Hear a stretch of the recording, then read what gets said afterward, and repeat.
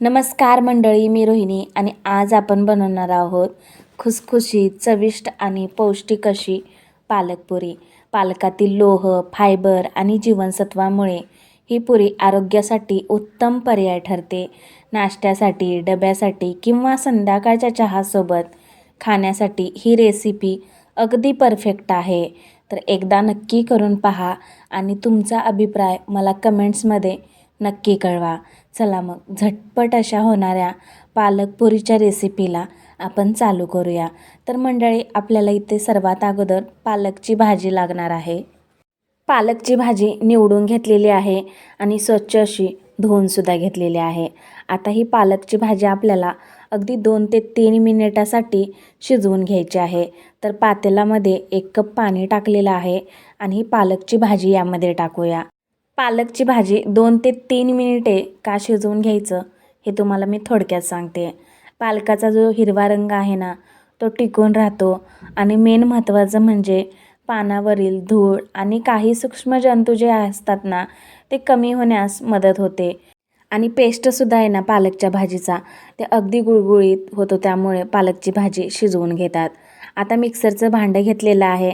त्यामध्ये शिजवलेली पालक, त्याच्याबरोबर हिरव्या मिरच्याचं प्रमाण आहे ना, ते तुमच्या आवडीनुसार तुम्ही कमी किंवा जास्त करा. तर हिरव्या मिरच्या टाकलेल्या आहेत. यानंतर टाकलेलं आहे कोथिंबीर, त्याचबरोबर लसूण टाकलेलं आहे. खमंग अशी पुरी बनावी यासाठी आणि 1 चमचा जिरे टाकलेला आहे. आता यामध्ये जिरे आणि लसूण वापरल्यामुळे पालकची जी पुरी आहे ना, ती मस्त असं खमंग होते आणि कुरकुरीत, आतून खुसखुशीत होते. आता मिश्रण जे आहे ना, ते मिक्सरला वाटून घेऊया आणि पाहू शकता मस्त अशी हिरवीगार पेस्ट जी आहे ना, ती मऊ अशी गुळगुळीत तयार झालेली आहे. आता घेतलेली आहे परात आणि त्या परातीमध्ये 2 वाटी गव्हाचं पीठ घेतलेलं आहे. तयार केलेली पेस्ट मिश्रण यामध्ये टाकूया. सोबतच आहे ना, हातावरती क्रश करून ओवासुद्धा टाकत आहे, कारण पचायलासुद्धा ही जी पुरी आहे ना, ती हलकी होईल यासाठी. ओव्यानंतर यामध्ये टाकणार आहे खूप सारी तीळ आणि चवीनुसार मीठसुद्धा. ही पालकपुरी आहे ना, तुम्ही तुमच्या मुलांनासुद्धा टिफिनमध्ये देऊ शकता बरं का. काय होतं की मुलं जे आहेत ना, ते पालक खायला नको म्हणतात, नाक मुरडतात. तर आहे ना, मग कधी ह्यांना पालकपुरी अशी बनवून खाऊ घालायची. मग तेही खुश होतात आणि त्यांना भरपूर प्रमाणात लोह, फायबर, जीवनसत्वेही भेटून जातात. अगोदरच पीठ मळताना ना, ह्यामध्ये पाणी अजिबात टाकू नका, कारण पालकची प्युरीमध्येच हे जे पीठ आहे ना, ते मिसळून घ्या, व्यवस्थित असं मिक्स करून घ्या. पालकपुरी अधिक कुरकुरीत होण्यासाठी पीठ मात्र आपल्याला अगदी घट्टसर मळून घ्यायचं आहे. खूप काहीसं पातळ मळायचं नाही आहे.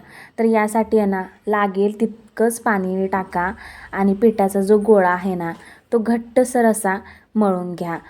पीठ आहे ना, पुरी बनवण्यासाठी घट्टसरच पाहिजे. जर का तुम्ही पीठ आहे ना मऊ मळला ना, तर त्यामध्ये आहे ना पुऱ्यांमध्ये खूप सारं तेल शोषलं जातं. यासाठी पुरी बनवताना पीठ मात्र घट्टसरच पाहिजे बरं का. हवे असल्यास तुम्ही यामध्ये 2 चमचे रवासुद्धा टाकू शकता. फक्त 5 मिनिटासाठी झाकण ठेवून दिलं होतं बरं का पिठावरती. यानंतर आता पालकपुरी बनवायला घेऊया. तर पिठाचा अगदी छोटासा गोळा घेतलेला आहे, पुरी होईल इतकं, आणि अगदी रँडमली लाटून घेते बरं का. खूप काही असं पुरीचाच आकार आला पाहिजे असं काहीच नाही आहे. जर तुम्हाला आकारच हवा असेल ना, तर एखाद्या डब्याच्या साह्यानं किंवा एखाद्या प्लेटच्या साह्यानं कार असलेला, तर त्याने पुरीचा आकार देऊ शकता.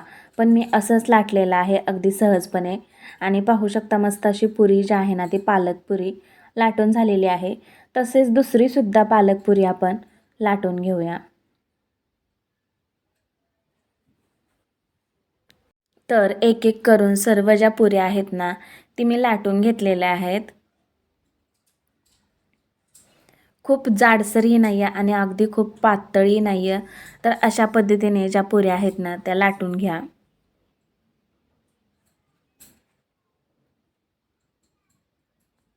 एका साईडला तेलसुद्धा गरम करायला ठेवलेलं आहे बरं का, पुरी तळण्यासाठी.